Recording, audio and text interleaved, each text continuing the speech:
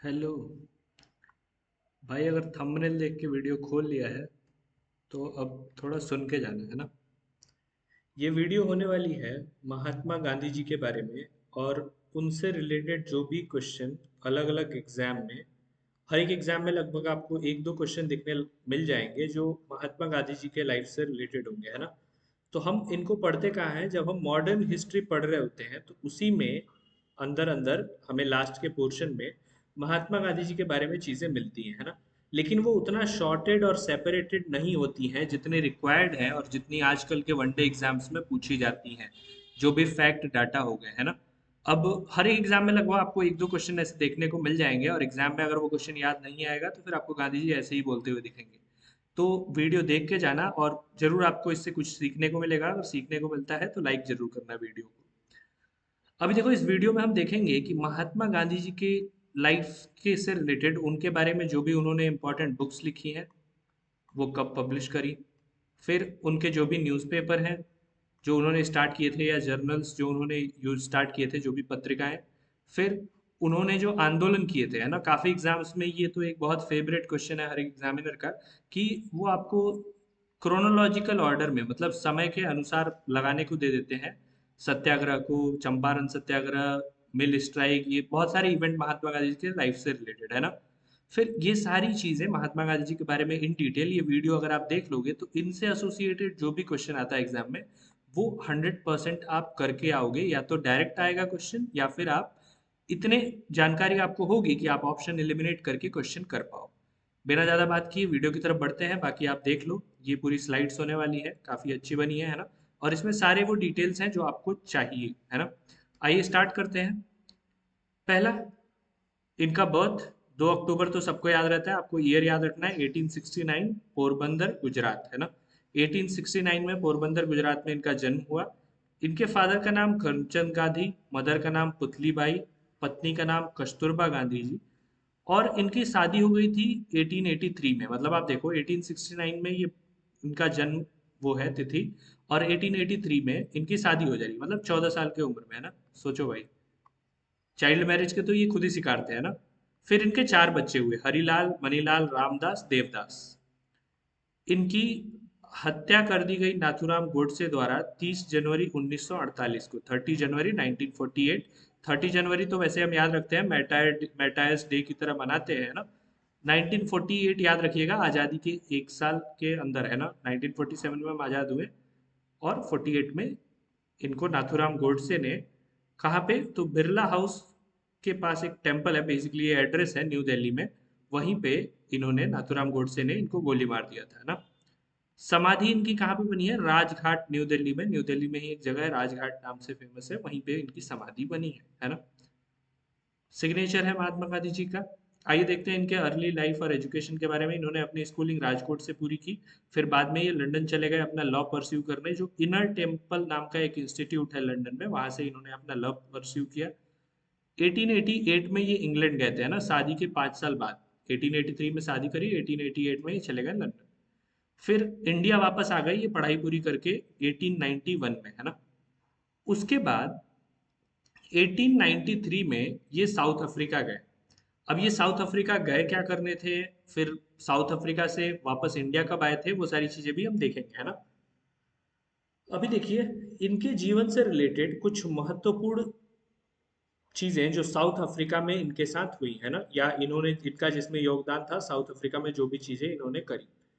तो अगर मैं बताऊं तो ये साउथ अफ्रीका गए थे 1893 में। एक गुजराती बहुत ही रिच पर्सन थे, जिनका एक केस आगे था, है ना। वो साउथ अफ्रीका में उनका केस चल रहा था। वेल्दी गुजराती मर्चेंट थे, जिनका नाम था दादा अब्दुल्ला। दादा अब्दुल्ला एक गुजराती मर्चेंट थे। इनका साउथ अफ्रीका में कुछ पैसे का लेके गवर्नमेंट के साथ कुछ केस चल रहा था। उसके मामले में उन्होंने इनको हायर किया, और इनका साउथ अफ्रीका जाना हुआ, साउथ अफ्रीका का दौरा हुआ 1893 में, है ना। अब 1893 में ही इनके जीवन से आपने ये कहानी सुनी होगी कि जब इनको ट्रेन से उतार दिया गया था फर्स्ट क्लास का टिकट होने के बावजूद, है ना। क्योंकि ये इंडियन थे और ये ब्लैक थे, है ना। ब्लैक नहीं थे, थोड़े सावले थे, तो ब्लैक इंडियंस बोल के इनको ट्रेन से उतार दिया गया था 1893 में टिकट होने के बावजूद, है ना। उस चीज़ से इनको काफ़ी हर्ट हुई थी। फिर इन्होंने प्रोटेस्ट वगैरह करे थे। फिर एक ये नेटल इंडियन कांग्रेस नाम की ऑर्गेनाइजेशन बनाई गई 1894 में, जिसमें इनका योगदान था 1894। जो नेटल नाम का स्टेट है वहां पे इंडियंस के अगेंस्ट जो डिस्क्रिमिनेशन हो रहा था उसके अगेंस्ट इन्होंने काफी प्रोटेस्ट वगैरह करने के लिए ऑर्गेनाइजेशन बनाई वहां के लोकल लोगों के साथ मिलकर, है ना, जो वहां पे इंडियंस थे जो परेशान थे। फिर इंडियन ओपिनियन न्यूज़पेपर इन्होंने 1903 में ये साउथ अफ्रीका में ही स्टार्ट करी थी। फिनिक्स सेटलमेंट 1904, ये आपसे बस पूछा जाता है कि फिनिक्स सेटलमेंट कब स्टार्ट हुआ था, कहाँ पे स्टार्ट हुआ था, है ना, या फिर क्रोनोलॉजी पूछ लेते हैं। टॉल्स्टॉय फॉर्म 1910 में इन्होंने स्टार्ट करा था, ये भी अफ्रीका में ही। तो ये दो सेटलमेंट और ये फार्म आश्रम टाइप का समझो कि वहां पे इन्होंने स्टार्ट किया था। फिनिक्स सेटलमेंट 1904 में, टॉल्स्टॉय फॉर्म 1910 में, है ना। पहला सत्याग्रह इन्होंने 1906 में किया था और ये भी साउथ अफ्रीका में ही किया था। पहला सत्याग्रह अगर पूछा जाए इंडिया में पहला सत्याग्रह, आगे देखेंगे यहाँ पे अफ्रीका पहला सत्याग्रह इनके जीवन का, तो वो ये अफ्रीका में 1906 में। फिर इनके डिफरेंट सत्याग्रह के कारण, है ना, और वहाँ के लोगों के सपोर्ट के कारण, वहाँ के लोगों के प्रोटेस्ट के कारण इंडियंस रिलीफ एक्ट वहाँ की गवर्नमेंट को लाना पड़ा 1914 में, जिसके अंदर इंडियंस को जो भी प्रॉब्लम हो रही थी वहाँ पे उसको शॉर्ट करने का गवर्नमेंट ने प्रॉमिस किया और कुछ उनको बहुत सारा रिलैक्सेशन भी दिया। अभी ये हम केवल नाम देख रहे हैं ना, इन चीज़ों के बारे में थोड़ी थोड़ी डिटेल आगे चल के हम देखेंगे इसी वीडियो में, है ना। अभी आपको बस एक आउटलुक होना चाहिए कि ये चीज़ें हुई थी, है ना, बाहर बाहर एक व्यू होना चाहिए। ये मेर 5-6 चीज़ें हैं जो साउथ अफ्रीका में इन्होंने करी थी, ठीक है। आइए आश्रम्स, कई बार इनके आश्रम्स पूछ लिए जाते हैं, इन्होंने कौन सा आश्रम कहाँ बनाया और कब बनाया, है ना। तो जब ये इंडिया आए थे तो सबसे पहले इन्होंने अहमदाबाद में एक आश्रम बनाया जिसका नाम था कोचरब आश्रम, ये इन्होंने 1915 में बनाया। फिर इन्होंने इंडिया में साबरमती आश्रम बनाया अहमदाबाद में ही, जो 1917 में बनाया। इसके पहले ये देखिए सबसे पहला जो है वो फिनिक्स सेटलमेंट, है ना, 1904, लेकिन ये साउथ अफ्रीका में। फिर टोल्स्टॉय फॉर्म, ये भी साउथ अफ्रीका में 1910। फिर इंडिया में आने के बाद कोचरा आश्रम अहमदाबाद 1915, साबरमती आश्रम अहमदाबाद 1917, सेवाग्राम आश्रम वर्धा, ये वर्धा कहाँ पे है, ये भी महाराष्ट्र में भी एक प्लेस है ना, 1936 में। तो टॉल्स्टॉय, फिनिक्स, कोचराब, साबरमती, सेवाग्राम, है ना। ये क्रोनोलॉजी याद रखेंगे, टाइम याद रख लेंगे, है ना। 4, 10, 15, 17, 36। अब इनके द्वारा पब्लिश्ड कुछ न्यूज़पेपर है ना। इंडियन ओपिनियन 1903, 1903 में ये महात्मा गांधी जी कहाँ थे, महात्मा गांधी साउथ अफ्रीका में थे, मतलब ये तो स्टार्ट तो साउथ अफ्रीका में ही हुई है। बाकी ये जो तीनों आप देख रहे हैं 1919, 1919 और हरिजन, ये तीनों इन्होंने इंडिया में करी। यंग इंडिया, नवजीवन और हरिजन, ये तीनों इंडिया में करी। अब ये 1919 और 1919 जो यंग इंडिया और नवजीवन है, अगर इसमें भी क्रोनोलॉजिकल ऑर्डर पूछ लिया जाए तो याद रखेंगे कि नवजीवन जो है वो पहले आई थी। 7 सितंबर 1919 को नवजीवन शुरू हुआ था और 8 अक्टूबर को यंग इंडिया 1919 में शुरू हुआ था। तो क्या क्रोनोलॉजी हो गया, इंडियन ओपिनियन 1903 साउथ अफ्रीका, नवजीवन 1919 इंडिया, यंग इंडिया 1919 इंडिया और हरिजन 1933 में, है ना। ठीक है। इन्होंने क्या कुछ महत्वपूर्ण बुक लिखी, तो इनकी एक महत्वपूर्ण किताब है हिंद स्वराज, जो इन्होंने 1909 में लिखी। फिर the story of my experiment with truth, ये इनकी ऑटोबायोग्राफी है ना। The story of my experiment with truth, ये इनकी ऑटोबायोग्राफी है, ठीक है। ये इन्होंने खुद लिखी है, ऑटोबायोग्राफी का मतलब यही होता है ना, स्वयं लिखा हुआ। सत्याग्रह इन साउथ अफ्रीका, ये भी एक किताब है जो इन्होंने लिखी है, सत्याग्रह इन साउथ अफ्रीका। ये कब लिखी है, ये 1928 में लिखी है, मतलब इंडिया में आ जाने के बाद, याद रखिएगा, है ना। 1927 में साइमन कमीशन वाला सब सीन हुआ था, पंजाब में लाठीचार्ज, लाला लाजपत राय की मृत्यु, है ना। 1928 में सत्याग्रह इन साउथ अफ्रीका, उन यादों को वो करते हुए इन्होंने एक किताब लिखी है, ठीक है। ये कब लिखी है, the story of my experiment with truth, ये इसके 2 वॉल्यूम आए थे, है ना। एक आया था वॉल्यूम 1, एक आया था वॉल्यूम 2। वॉल्यूम 1 जो आया था 1927 के लगभग में आया था और वॉल्यूम 2 आया था 1929 के लगभग में, है ना। ठीक है। फिर कंस्ट्रक्टिव प्रोग्राम, डेट इंपॉर्टेंट नहीं है। की टू हेल्थ 1906, याद रखिए, ये भी साउथ अफ्रीका में है ना। फिनिक्स सेटलमेंट के टाइम में, यहाँ पे देखो, फिनिक्स सेटलमेंट 1904, उसके 2 साल बाद इन्होंने हेल्थ और हाइजीन के ऊपर एक किताब लिखी, हेल्थ गाइड, जहाँ पे इन्होंने डिटेल में बताया कैसे अपने हेल्थ और हाइजीन को इंसान को ध्यान रखना चाहिए, वो सारी चीज़ें हैं उसमें, है ना। फिर अभी देखते हैं कुछ इंपॉर्टेंट टाइटल्स जो गांधी जी से एसोसिएटेड है। महात्मा, इनका जो महात्मा का टाइटल है वो रविंद्रनाथ टैगोर जी ने पॉपुलराइज किया था। मतलब आपसे बस यही पूछा जाएगा महात्मा टाइटल किसने दिया था या किसने पॉपुलराइज किया था? Rabindranath Tagore ji. Father of nation एक पॉपुलर टाइटल है, बापू भी एक पॉपुलर टाइटल है। फिर गांधी जी ने कुछ टाइटल्स दिए थे लोगों को, जैसे गुरुदेव का टाइटल इन्होंने रविंद्रनाथ टैगोर को दिया था। महामाना का टाइटल इन्होंने मदन मोहन मालवीय जी को दिया था। सरदार का टाइटल इन्होंने नहीं, बारदोली सत्याग्रह की महिलाओं ने, है ना, वल्लभ भाई पटेल को सरदार का टाइटल दिया था। इन्होंने पॉपुलराइज किया था उनके इस टाइटल को, है ना। वल्लभ भाई पटेल जी के टाइटल को इन्होंने पॉपुलराइज किया था। ठीक है। इनके कुछ famous quotation, do or die, the best way to find yourself, मतलब करो या मरो। Best way to find yourself is to lose yourself in the service of other, मतलब आप अगर अपने आप को पाना चाहते हैं तो आप अपने आप को दूसरों की सेवा में खो दीजिए, है ना, मतलब सेवा करिए। My life is my message, मेरा जीवन ही मेरा मैसेज है। An eye for an eye will make the whole world blind, ये तो बहुत फेमस है कि आग के बदले आग पूरी देश को, दुनिया को अंधी बना दी, है ना। इनको कुछ अवार्ड और ऑनर तो इंडियन करेंसी पे आप देखते हो इनकी फोटो, है ना। 2 अक्टूबर को international day of non violence declare किया गया है। यूनाइटेड नेशन ने 2007 में ये किया था, international day of non violence. बाकी हम गांधी जयंती मनाते ही हैं 2 अक्टूबर को, to mark the birthday of Mahatma Gandhi. फिर अब इंडिया में कुछ इंपॉर्टेंट फैक्ट्स, जैसे वहां पे हमने देखे कि साउथ अफ्रीका में, वैसे ही यहाँ पे शॉर्ट में इंडिया में देखते हैं, अभी डिटेल आगे देखेंगे, है ना। अहमदाबाद मिल स्ट्राइक 1918 में, मिल वर्कर्स के सपोर्ट में। कम्युनल अवार्ड के अगेंस्ट इन्होंने फास्ट रखा, क्योंकि सेपरेट इलेक्टोरेट दिया जा रहा था, है ना। ये भी आगे डिटेल में Harijan fast, Calcutta fast, Delhi fast, ये सब आगे चल के हम डिटेल में देखेंगे। बस यहाँ पे एक टाइमलाइन है, जब वहां से पढ़ लेंगे तो आपको रिवाइज करने के लिए यहाँ पे हेल्प करेगा। अब इंडियन रिलीफ एक्ट, डेट याद रखना है, 18 नवंबर 1914, ये अफ्रीका में आया था, है ना। अफ्रीका में जो ब्रिटिश गवर्नमेंट थी उसको लाना पड़ा था।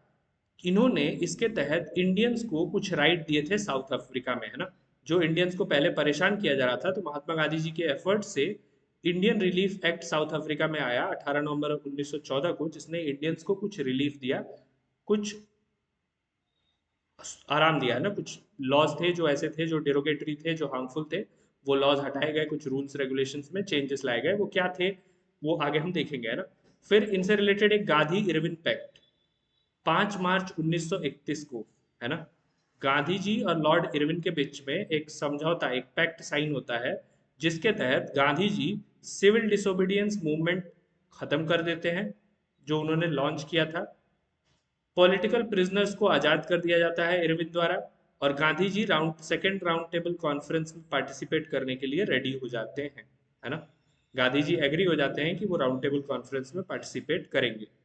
फिर मतलब यहाँ पे कुछ डिमांड थी बहुत ज़्यादा, वो उतना डिटेल नहीं जाना है वनडे एग्जाम में, आपको बस यही जानना है डेट क्या था, गांधी इरविन पैक्ट, उसका इम्पैक्ट क्या था, है ना। तो civil disobedience movement Gandhi ji ने खत्म किया, और लॉर्ड इरविन ने जो भी पॉलिटिकल प्रिजनर जो भी अरेस्ट हुए थे सिविल डिसोबीडियंस मूवमेंट के टाइम, उनको रिलीज करने का वादा किया, और साथ के साथ गांधी जी ने राउंड टेबल कॉन्फ्रेंस में पार्टिसिपेट करने का बोला, है ना, एग्री हो गए। पूना पैक्ट, ये पूना पैक्ट डॉक्टर भीमराव अंबेडकर जी और गांधी जी के बीच में हुआ था, जब गांधी जी यारावाला जेल में थे। यारावाला जेल, मॉडिफाइड कम्युनल अवार्ड, तो जो कम्युनल अवार्ड, जो सेपरेट इलेक्टोरेट दिया गया था, है ना, लोअर कास्ट को, उसको हटाने के, उसके लिए प्रोटेस्ट कर रहे थे गांधी जी, है ना, तो वो हटा दिया गया। इसके लिए पूना पैक्ट साइन हुआ था 24 सितंबर 1932। सेकेंड राउंड टेबल कॉन्फ्रेंस 7 सितंबर से 1 दिसंबर 1931, है ना। यहाँ पे देखो, 5 मार्च को समझौता साइन हुआ गांधी और इरविन के बीच, और 7 सितंबर से 1 दिसंबर तक सेकेंड राउंड टेबल कॉन्फ्रेंस हुआ, और यही एक राउंड टेबल कॉन्फ्रेंस था जिसमें गांधी जी ने पार्टिसिपेट किया था। याद रखेंगे, भीमराव अंबेडकर जी ने तीनों राउंड टेबल कॉन्फ्रेंस में पार्टिसिपेट किया था। अब ये राउंड टेबल कॉन्फ्रेंस क्या थे, क्यों हो रहे थे, तो वो आगे चल के कहानी देखते हैं जब डिटेल में पढ़ेंगे ना। गांधी जिन्ना टॉक्स सितंबर 44 कैबिनेट मिशन का डिस्कशन 1946, ठीक है, अभी वो आगे देखें। कुछ इनके द्वारा मेड ऑर्गेनाइजेशन, तो ये नेटल इंडिया कांग्रेस हमने देखा अफ्रीका में बना था, है ना, जहाँ इंडिया को प्रताड़ित किया जा रहा था, तो उन्होंने ब्रिटिश गवर्नमेंट के अगेंस्ट काम करने के लिए बनाया था। इंडियन स्पिनर एसोसिएशन इन्होंने ही बनाया था 1925 में। विलेज इंडस्ट्री एसोसिएशन 1934 में इन्होंने ही बनाया था, है ना। हरिजन सेवक संघ भी इन्होंने बनाया था 1932 में। इनके डेट याद रखेंगे और सोसाइटी याद रखेंगे बस। इनके कुछ कंस्ट्रक्टिव प्रोग्राम ये हैं, सिंपली रीड करना है। ग्राम स्वराज, स्वदेशी, वुमेन एम्पावरमेंट, अनटचेबिलिटी हटाना, हिंदू मुस्लिम यूनिटी, नई तालीम, बेसिक एजुकेशन देना, विलेज इंडस्ट्री है ना, खादी को काफ़ी प्रमोट करना। इनसे एसोसिएटेड चीज़ें हैं चरखा, खादी, walking stick, round spectacle, wooden sandals, goat milk, pocket watch और सिंपल लिविंग को ये ज़्यादा प्रेफर करते थे, है ना, और प्रीच करते थे। पीपल क्लोजली एसोसिएटेड, वो लोग जो इनसे एसोसिएटेड थे, जरूरी नहीं है पढ़ना, है ना, एक बार रीड कर लेंगे, कोई दिक्कत नहीं है। पहला सत्याग्रह इन्होंने इंडिया में कौन सा किया, तो चंपारण सत्याग्रह 1917। चंपारण सत्याग्रह 1917 इनका पहला सत्याग्रह था इंडिया में। पहला हंगर स्ट्राइक कौन सा था, तो अहमदाबाद मिल स्ट्राइक 1918। पहला सत्याग्रह पूछा जाए तो याद रखेंगे सत्याग्रह चंपारण सत्याग्रह 1917, हंगर स्ट्राइक अहमदाबाद मिल स्ट्राइक 1918। ठीक है, सत्याग्रह पहली बार इन्होंने कब किया था, चंपारण में 1917 में, हंगर स्ट्राइक अहमदाबाद मिल स्ट्राइक 1918। अच्छा, पहला सिविल डिसोबीडियंस मूवमेंट, ये सॉल्ट सत्याग्रह था जो इन्होंने 1930 में किया था, है ना। ठीक है, पहला मास मूवमेंट 1920 में नॉन कॉपरेशन मूवमेंट। अब ये ऐसे अलग क्यों दिया गया है और इतने छोटे ही हैं, बाकी के डिटेल्स क्यों नहीं है, क्योंकि इनको इसी नाम से पूछ लिया जाता है आपसे कई बारी और आप एग्जाम में कंफ्यूज हो जाते हो। तो याद रखेंगे कि अगर पहला सत्याग्रह पूछा जाए तो चंपारण सत्याग्रह, अगर पहला हंगर स्ट्राइक पूछा जाए तो अहमदाबाद मिल स्ट्राइक, और अगर सिविल डिसोबीडियंस मूवमेंट, अगर पहला सिविल डिसोबीडियंस मूवमेंट पूछा जाए तो साल्ट सत्याग्रह, जो नमक बनाने पे जो वो कर ले रहे थे, टैक्स ले रहे थे, है ना, उसको हटाने के लिए, है ना। फिर पहला मास मूवमेंट तो नॉन कोऑपरेशन मूवमेंट 1920, है ना। फिर आखिरी मास मूवमेंट तो भारत छोड़ो आंदोलन जो 1942 में किया था, वो भी देखेंगे, है ना। लास्ट मूवमेंट ये रहा, आखिरी मास आंदोलन जो था इनका, क्विट इंडिया मूवमेंट था 1942 में, है ना। फिर आगे देखते हैं, रिटर्न टू इंडिया इन 9 जनवरी 1915, है ना। तो अफ्रीका से ये इंडिया कब आए थे, 9 जनवरी 1915 को आए थे ये इंडिया, है ना। 9 जनवरी 1915 को ये इंडिया आ गए थे। आगे लास्ट फास्ट आखिरी इन्होंने हड़ताल ऐसे फास्ट अप टू डेथ का कब रखा था, तो 13 से 18 जनवरी 1948, ये जो रायट्स हो रहे थे ना इंडिया पाकिस्तान के डिवीजन के बाद, उसके अगेंस्ट इन्होंने रखा था। ठीक है, लास्ट वर्ड जो इन्होंने बोला था वो था हेरा। लास्ट वर्ड जो इनके मुंह से निकला था हेरा। बर्थडे पता है हमें, डेथ एनिवर्सरी पता है, उस दिन मेरिटाइज डे भी मनाते हैं। मेरिटाइज डे हम 23 मार्च को भी मनाते हैं ना, जब हमारे 3 फ्रीडम फाइटर्स को, 3 ब्रेव फ्रीडम फाइटर्स को फांसी दी गई थी। एसेसिनेशन कहाँ हुआ था पता है, गांधी जी सत्य, ट्रुथ और अहिंसा में विश्वास रखते थे, खादी के कपड़े पहनते थे, चरखा चलाते थे, है ना, simple living and high thinking में विश्वास रखते थे। ठीक है, अब आ जाइए थोड़ा सा जो इंसिडेंट हमने देखे ना उसके डिटेल्स में देखते हैं, है ना, कि क्या हुआ था आखिर। तो 24 मई 1993, हमने 1893, हमने देखा 1893 1914 ये अफ्रीका में रहे थे, तो 1893 में ये वहां गए थे दादा अब्दुल्ला का केस लड़ने, है ना, जहां पे इनके पब्लिक और पॉलिटिकल कैरियर का स्टार्ट हुआ। फिर 1993 में ही 24 मई को गए, 7 जून को क्या हो गया, इनको ट्रेन से उतार दिया गया, फिर वो हादसा इनके साथ हुआ, फर्स्ट क्लास ट्रेन से उतार दिया गया रेशियल डिस्क्रिमिनेशन करके, है ना।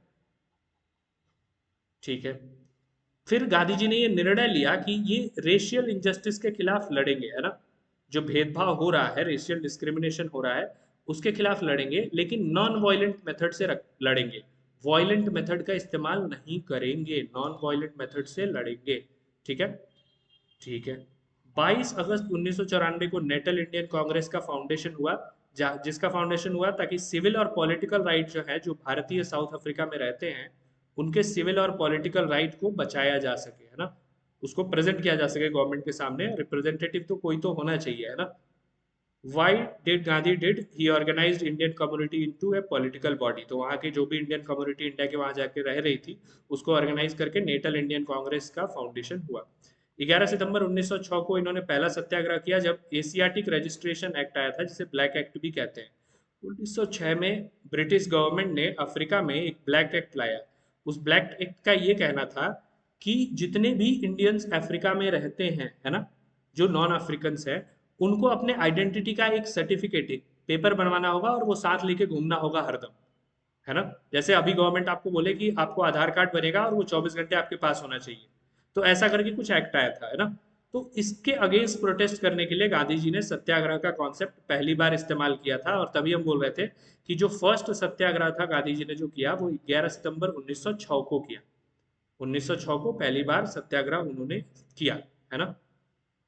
ठीक है, अगर खाली पूछा जाए फर्स्ट सत्याग्रह तो, और बाकी तो यहाँ पे आपने देखा है ना उनसे एसोसिएटेड किया। अगर फर्स्ट सत्याग्रह इन इंडिया पूछा जाए तो 1917।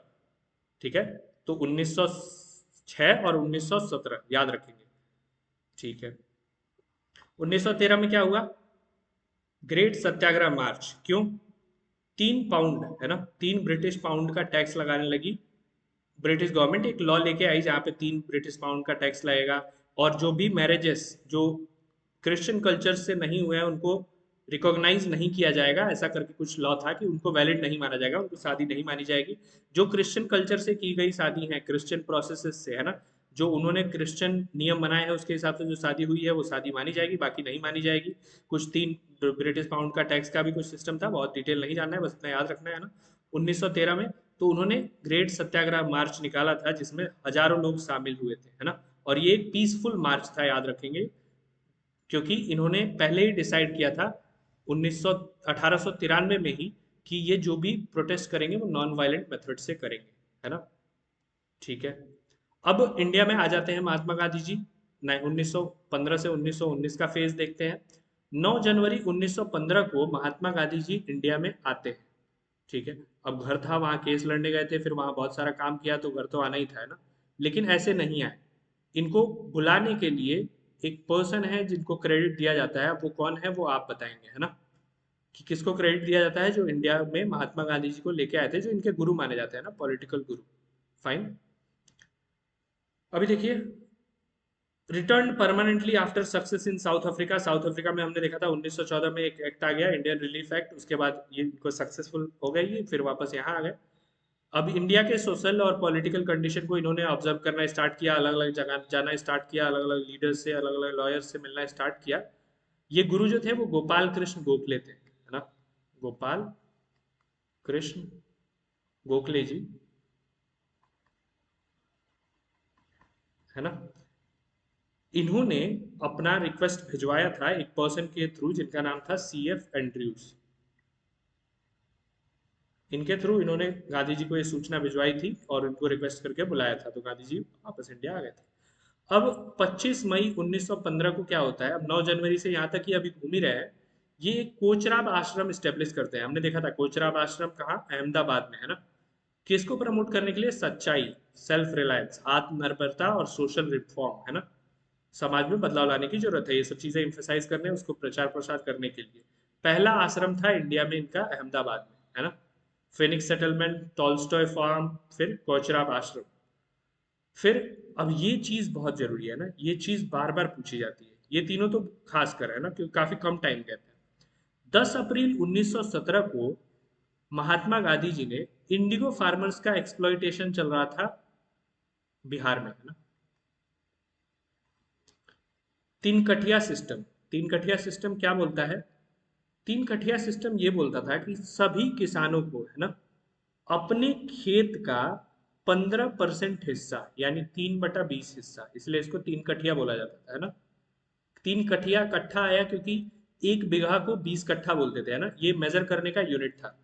अब 20 कट्ठे में से 3 कट्ठा ब्रिटिश गवर्नमेंट ये फोर्स करती थी कि आपको इंडिगो ही उगाना है, और उस इंडिगो को खरीदने का जो प्राइस था वो, जैसे अभी तो सरकार डिसाइड करती है ना, fair and remunerative prices, by करने के लिए, बाई बैक करने के लिए, है ना।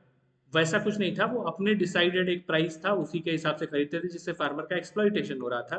तो महात्मा गांधी जी इन इंडिगो फार्मर्स के सपोर्ट में गए, वहाँ वहाँ के लीडर्स जैसे राजेंद्र प्रसाद जी से भी मिले, और काफी सारे लीडर्स से वहाँ उनकी मुलाकात हुई, और इन्होंने पहला सक्सेसफुल सत्याग्रह ब्रिटिश के अगेंस्ट किया, चंपारण सत्याग्रह। तो भारत में पहला सत्याग्रह 1907 में, 17 में, और साउथ अफ्रीका में, यानी इनकी जिंदगी का पहला सत्याग्रह 1906 में इन्होंने किया था, है ना, साउथ अफ्रीका में। फिर अहमदाबाद में मिल वर्कर्स की स्ट्राइक। क्यों कर रहे थे मिल वर्कर्स स्ट्राइक? क्योंकि उसके पहले इंडिया में आया था फेमाइन, और फेमाइन के टाइम में जो इंडस्ट्री ऑनर थे उन्होंने अपने वर्कर्स को कुछ इंसेंटिव मतलब सैलरी इंक्रीज करके वो दे रहे थे, है ना। जब फेमाइन खत्म हो गया, जब भुखमरी खत्म हो गई, मतलब वो प्रॉब्लम खत्म हो गई, तो उन्होंने वापस से जो बेसिक सैलरी वो पहले दिया करते थे उस पे लाने की कोशिश करी। अब सोचो, 1 साल तक आपने काफी टाइम तक बहुत सारा पैसा दिया है ना, कुछ इंसेंटिव लगा के अपने वर्कर्स को, और अचानक अगले दिन बोलो कि अब तुम्हें जितना पहले मिलता था 1 साल पहले उतनी सैलरी मिलेगी। तो इन्फ्लेशन इतना हो चुका था ना सेकेंड वर्ल्ड वॉर की वजह से और फेमाइन की वजह से, कि उतने मनी में अब सरवाइव कर पाना मुश्किल था, है ना। अब बहुत मुश्किल था। तो इसीलिए मिल वर्कर्स जो थे वो स्ट्राइक कर रहे थे, जिसमें उनकी मदद करी महात्मा गांधी जी ने, और हायर वेजेस देने का डिमांड करा, है ना। और इन्होंने फर्स्ट हंगर स्ट्राइक इंडिया में करा। तो अगर इंडिया का पहला सत्याग्रह पूछा जाए तो चंपारण सत्याग्रह। पहला हंगर स्ट्राइक पूछा जाए तो 22 फरवरी 1918 अहमदाबाद मिल वर्कर्स, राइट। ठीक है। चंपारण, फिर अहमदाबाद। चंपारण सत्याग्रह था, अहमदाबाद हंगर स्ट्राइक था। फिर 22 मार्च 1918 को खेड़ा सत्याग्रह। अब खेड़ा सत्याग्रह क्या हो रहा था?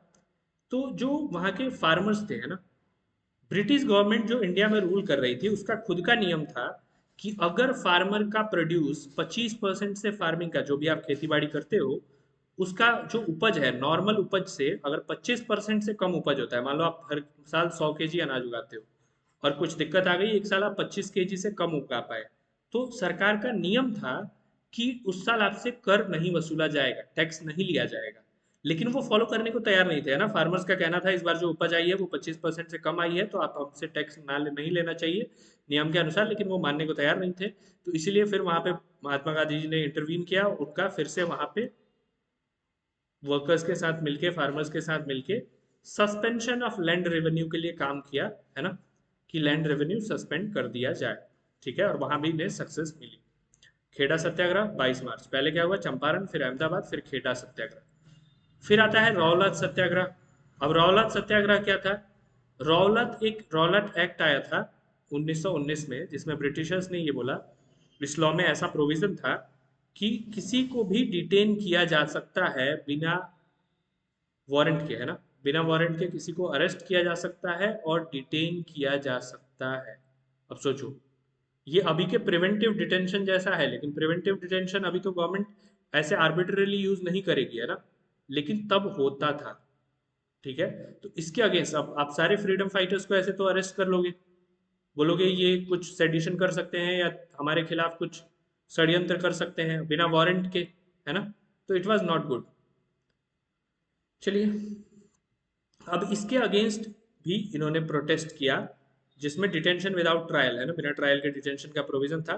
और नेशन वाइड हड़ताल इन्होंने घोषित किया, पूरे देश में हड़ताल हुआ। ठीक है।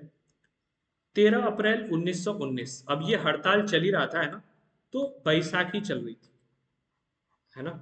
जलियांवाला बाग में मेला लगा हुआ था। एक पार्क है, क्लोज पार्क, है ना, ऊंची ऊंची बाउंड्रीज है उसकी, वहां पे एक अंदर कुआं भी है और एक ही एंट्री है ना।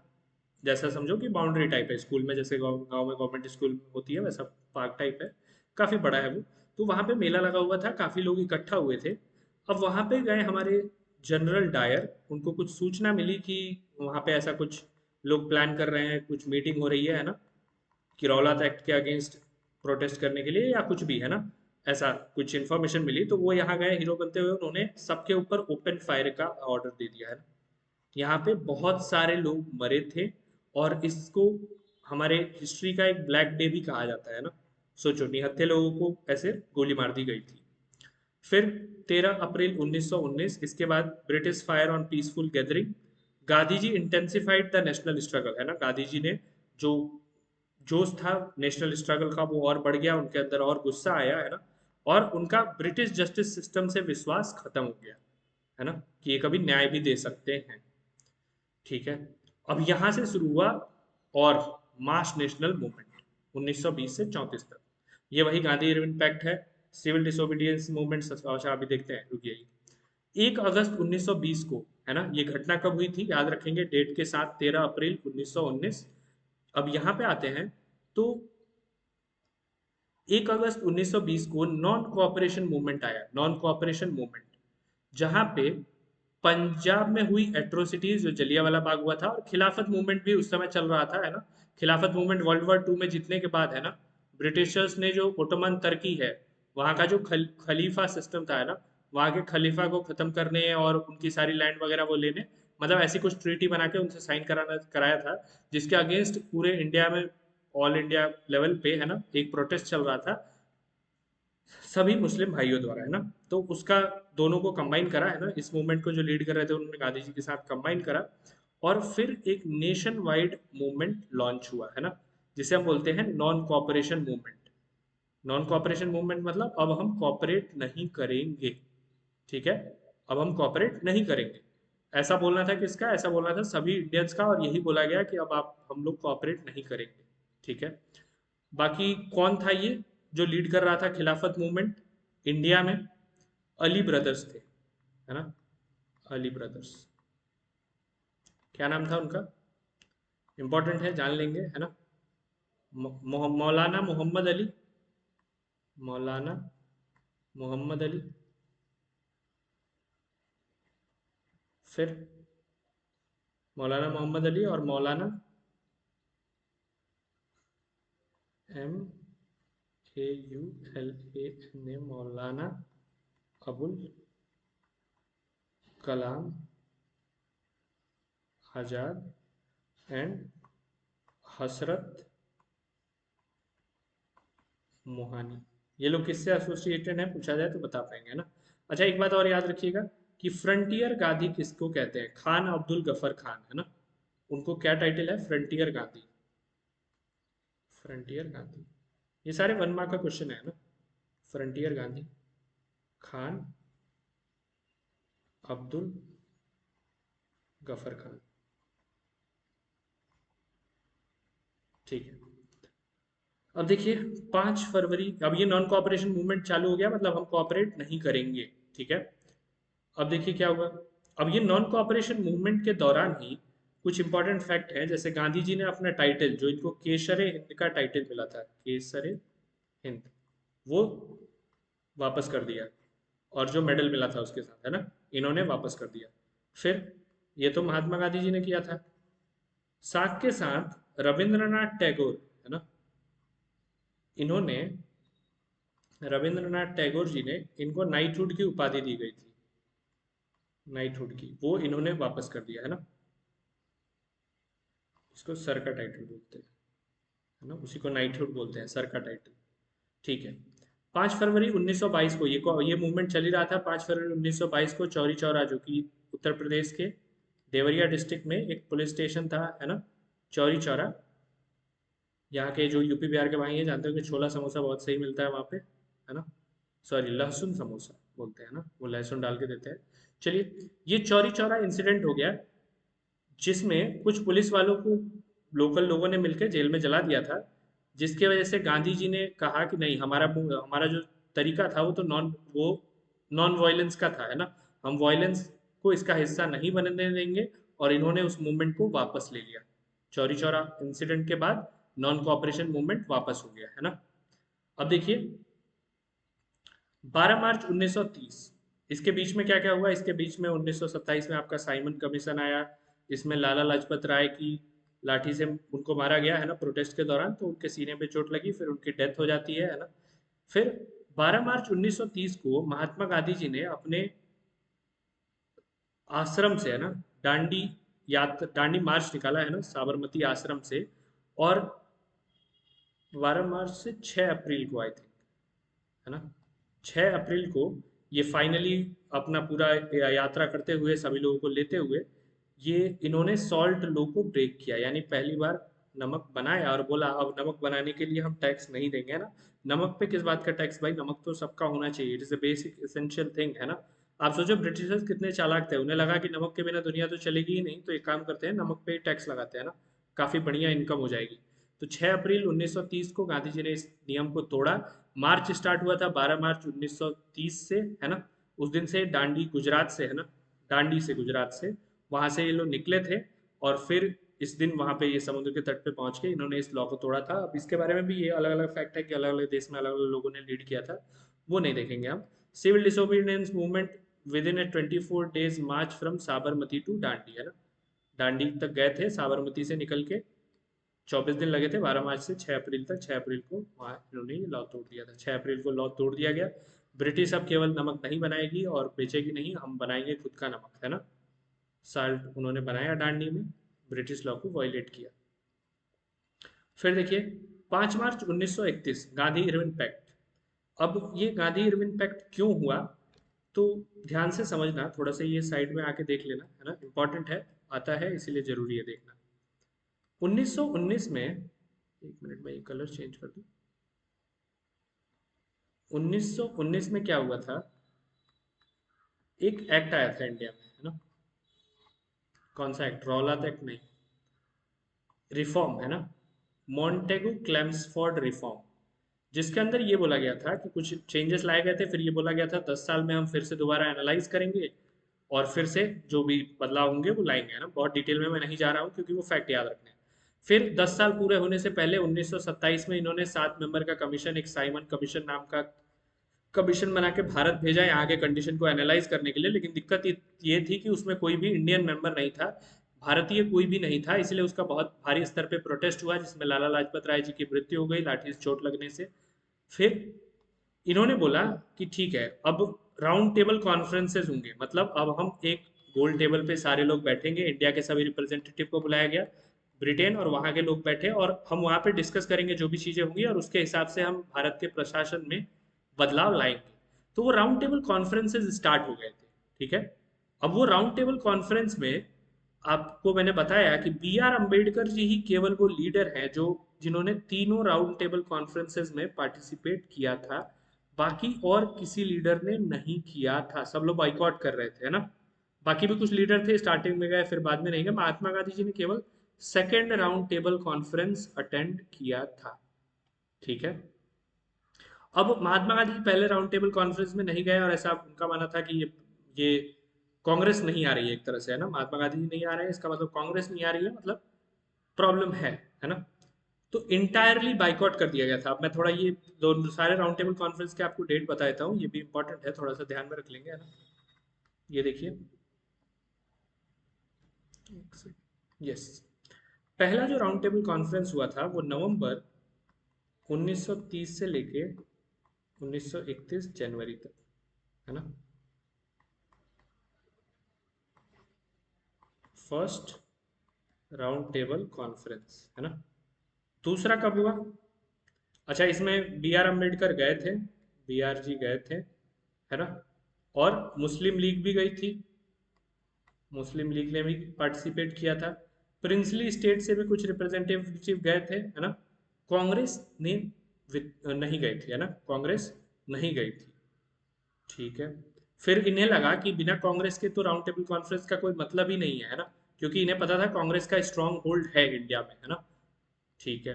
तो गांधी जी के साथ ये सेकंड राउंड टेबल कॉन्फ्रेंस देखिए पहले, सितंबर 1931 से दिसंबर 1931 का समय, है ना। और इसी बीच में क्या हो रही है, अगर आप यहाँ देखेंगे तो इसी बीच में हो रही है ये राउंड टेबल कॉन्फ्रेंस। 5 मार्च 1931 को गांधी इरविन पैक्ट हो रहा है ना। गांधी और इरविन जी के बीच में पैक्ट हो रहा है। क्यों हो रहा है, क्योंकि जो civil disobedience movement Gandhi ji चला रहे हैं, है ना, सिविल डिसोबीडियंस मूवमेंट जो गांधी जी चला रहे हैं उसको बंद करने के लिए। अब सिविल डिसोबीडियंस मूवमेंट लॉन्च हुआ था इसके खिलाफ, है ना, ये चीज़ों के वजह से civil disobedience movement Gandhi ji ने स्टार्ट करा था। वो जो चला रहे हैं उसको स्टॉप करें, उसमें बहुत सारे लीडर्स को अरेस्ट किया गया था। तो ये सेकेंड राउंड टेबल के कॉन्फ्रेंस के पहले ही मार्च में ही 5 तारीख को, है ना, लॉर्ड इरविन ने गांधी जी के साथ एक पैक्ट साइन किया जिसमें ये हुआ कि जो भी फ्रीडम फाइटर्स पकड़े गए हैं उनको आज़ाद कर दिया जाएगा। फिर Gandhi ji second round table के कॉन्फ्रेंस में पार्टिसिपेट करेंगे। फिर जो जो सॉल्ट बनाने वाला लॉ गांधी जी ने तोड़ा था उसको फॉर्मली रिकॉग्नाइज किया जाएगा, है ना। अब सॉल्ट बनाने पे कोई भी टैक्स नहीं देना होगा, ठीक है। फिर थर्ड राउंड टेबल कॉन्फ्रेंस वापस से कांग्रेस ने पार्टिसिपेट नहीं किया, 19 नवंबर 1932 से लेके दिसंबर 1932 तक हुई। बहुत लिमिटेड अटेंडेंस हुई, लेकिन उसके बावजूद भी, है ना, उसके बावजूद बहुत कम लोग गए, उसके बावजूद भी दिसंबर 1932 में एक वाइट पेपर नाम का चीज यहाँ से डिस्कस करके है ना निकाला गया। व्हाइट पेपर मतलब ऐसा समझो, ड्राफ्ट एक रफ स्केच कि क्या क्या डिस्कशन का कंक्लूजन निकला है और इसके आधार पे हमें क्या क्या करना चाहिए। और इसी के बेसिस पे 1935 में 1935 का एक्ट जो आया वो लाया गया है ना। इसी व्हाइट पेपर के हिसाब से गवर्नमेंट ऑफ इंडिया एक्ट 1935 लाया गया। अच्छा चलिए, अब वापस आ जाइए यहाँ पे। गांधी इम्पैक्ट समझ में आया, सिविल डिसोबीडियंस मूवमेंट सस्पेंड कर दो। सिविल डिसोबीडियंस मतलब सारे टीचर स्कूल नहीं जाएंगे, बच्चे पढ़ने नहीं जाएंगे, है ना, लॉयर कोर्ट में नहीं जाएंगे, मतलब सारा हम सिविल तरीके से आपको फॉलो नहीं करेंगे, हमारी जगह जहाँ जहाँ हो सके वहाँ वहाँ हम आपको डिसोबे करेंगे, है ना। फिर देखिए सेकंड राउंड टेबल कॉन्फ्रेंस हो गया, discussion constitutional reform, Indian national Congress गई थी लंदन, टॉप फेल हो गया, है ना। फिर 20 सितंबर 1932 फास्ट अगेन कम्युनल अवार्ड। अब फिर क्या हुआ, 1932 में 20 सितंबर को महात्मा गांधी जी दोबारा से, जब सेपरेट इलेक्टोरेट दे दिया गया डिप्रेस्ड क्लास को, है ना, जो पिछड़ा वर्ग था, डिप्रेस्ड क्लास था, उसको सेपरेट इलेक्टोरेट देने का परमिशन दिया गया। मतलब अब उनके ही कैंडिडेट एक पर्टिकुलर इलेक्टोरेट से उठेंगे और वही उनको वोट देंगे, है ना, ऐसा कुछ डिप्रेस्ड क्लास के अपलिफ्टमेंट के लिए। तो महात्मा गांधी जी को पता था कि डिप्रेस्ड क्लास के लीडर थे वो भीमराव अम्बेडकर जी थे, है ना। तो महात्मा गांधी जी दोबारा से अनशन पे बैठ गए, है ना। और अनशन पे बैठने के बाद फिर इनके और भीमराव अंबेडकर जी के बीच में एक पैक्ट होता है, जिसे हम पूना में ये येरावड़ा, क्या है जेल का नाम, अच्छा मैं लिख देता हूँ इसका स्पेलिंग, आप देखना, है ना।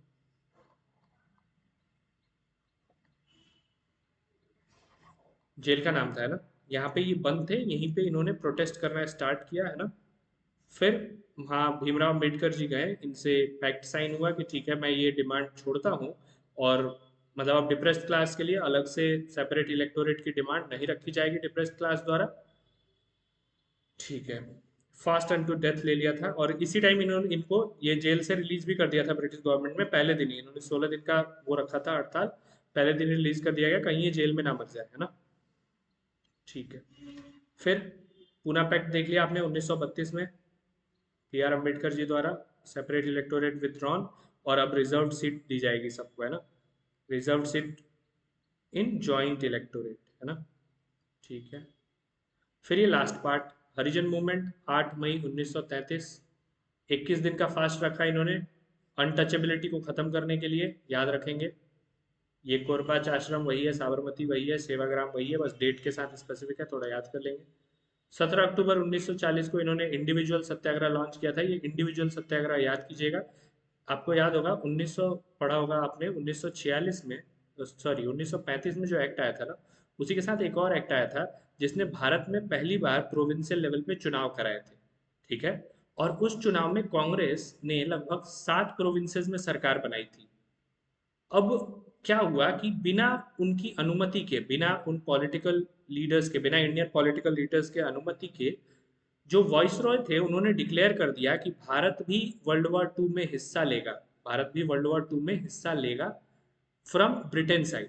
तो इसके वजह से ये 1937 में, ये 1935 में तो एक्ट आया था, 1937 में चुनाव होकर जो प्रोविंसेस में इन्होंने ज्वाइन करा था इंडियन पॉलिटिशियंस ने, उन सभी ने 39 में रिजाइन कर दिया, 1939 में। और 1940 में फाइनली महात्मा गांधी ने इंडिविजुअल सत्याग्रह लॉन्च किया, है ना। विनोबा भावे जो थे वो फर्स्ट इंडिविजुअल सत्याग्रही थे, ये भी याद रखेंगे।